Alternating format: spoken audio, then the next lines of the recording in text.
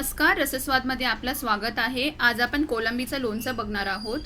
या व्हिडिओची रिक्वेस्ट रुनल पेंडुरकर यांनी केली होती, तर त्यासाठी मी त्यांचे आभार मानते।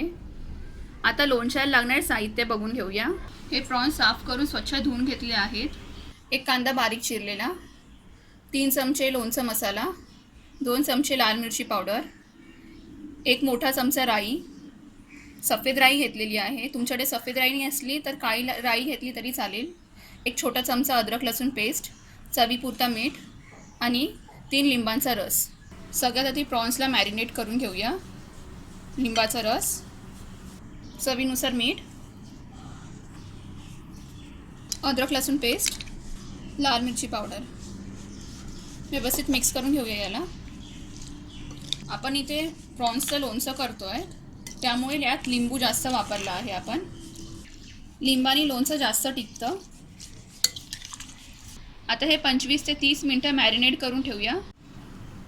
प्रॉन्स मॅरिनेट होऊन अर्धा तास झाले। आता आपण लोणचं करून घेऊया। कढईत आपले तेल घालूया। 4 चमचे तेल घेतलंय। आपण लोणचं करणार आहोत तर ते टिकण्यासाठी थोडं जास्त तेल वापरायचं आहे। तेल तापलंय, राई घालूया।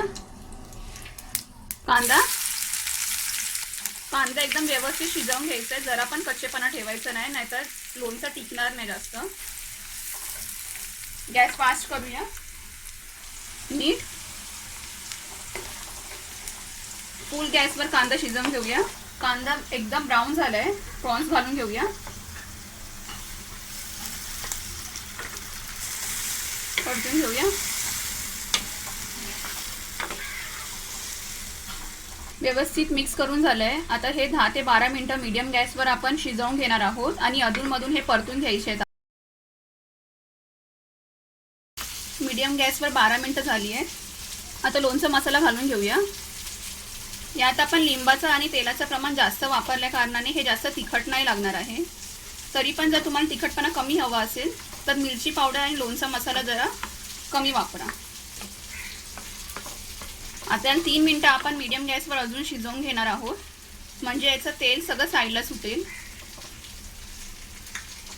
लोणचं मसाला घालून 3 मिनिटं झाली आहेत आणि आता याला तेल पण सुटायला लागलंय।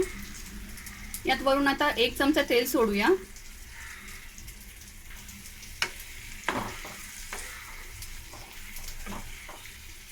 मिक्स करूया एकदा।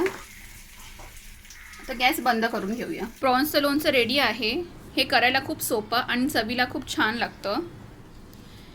हे बर्नीत भरताना त्यात 1 ते 2 चमचे तेल गरम करून घालायचे, जेणेकरून हे 15 ते 20 दिवस फ्रीजच्या बाहेर टिकतं आणि फ्रीजमध्ये ठेवल्यास महिनाभर टिकतं। तर अशा प्रकारे तुम्ही पण लोणचं करून बघा आणि मला कळवायला विसरू नका। हा व्हिडिओ आवडला असेल तर लाईक करा आणि रसस्वादला सबस्क्राईब करा। धन्यवाद।